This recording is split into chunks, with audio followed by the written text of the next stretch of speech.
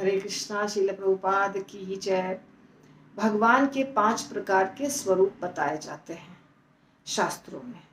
पहला पर रूप, भगवान जिस रूप में अपने धाम में रहते हैं वो रूप पर रूप कहलाता है। दूसरा व्यू रूप, जिस रूप में भगवान क्षीर सागर में विराजमान रहते हैं इस ब्रह्मांड के अंदर। ठीक है, भगवान अपने व्यू रूप में आध्यात्मिक जगत में भी रहते हैं और क्षीर सागर में भी रहते हैं। तो जैसे हम 4 नाम जानते हैं, वासुदेव, संकर्षण, प्रद्युम्न और अनिरुद्ध, ये चतुर्व्यूह हैं भगवान के पहले एक्सपेंशन। तो फिर इस ब्रह्मांड के अंदर भी क्षीर सागर में जो भगवान रहते हैं वो व्यू रूप ही है उनका।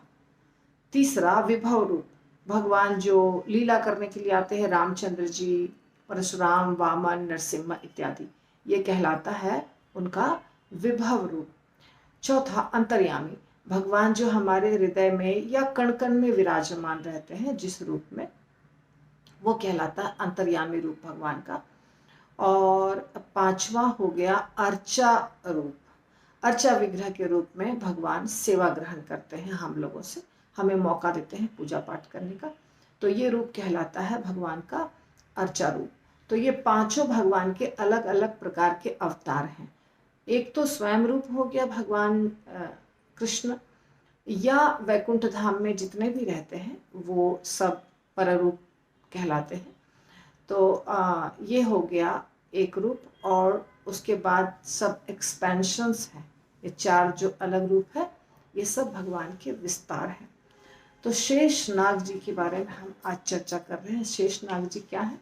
बलराम जी हैं शेष नाग जी। शेष नाग, अनंत शेष, बलराम जी, लक्ष्मण जी, ये सब एक ही है। और इनके बारे में शास्त्र में जो बताया जा रहा है वो ये है कि देखिए, ये इनके पास 1000 मुख है और 1000 मुख से ये भगवान के लिए भगवान का गुणगान सदैव करते रहते हैं। जब सृष्टि के प्रलय का समय होता है तो इनके मुख से बहुत तेज अग्नि निकलती है जिससे प्रलय होता है, अर्थात सब जलकर भस्म हो जाता है। वो अग्नि अनंत शेष के मुख से ही निकलती है, से ही निकलता है। और सब कुछ भस्म हो जाता है पर फिर ये रह जाते हैं, इसलिए इनको शेष कहा जाता है। सब नष्ट हो जाता है और ये शेष रह जाते हैं। इनका ही विस्तार है भगवान का शैया। भगवान के का शैया ये स्वयं बन जाते हैं। ब्रह्मांड को भी ये धारण किए हुए हैं, पृथ्वी को भी धारण किए हुए हैं अपने छत्र के ऊपर। और भगवान के जितने पैराफर्नेलिया होते हैं, यानी उनकी छत्र, उनकी बांसुरी, उनका खड़ाऊं, उनके वस्त्र, हर चीज ये खुद ही बन जाते हैं एक्सपेंड करके, अनंत शेष जी ही बन करके। तो ये जो चतुर्व्यूह में संकर्षण है वो है अनंत। इनका नाम अनंत भी है और इनका नाम शेष भी है।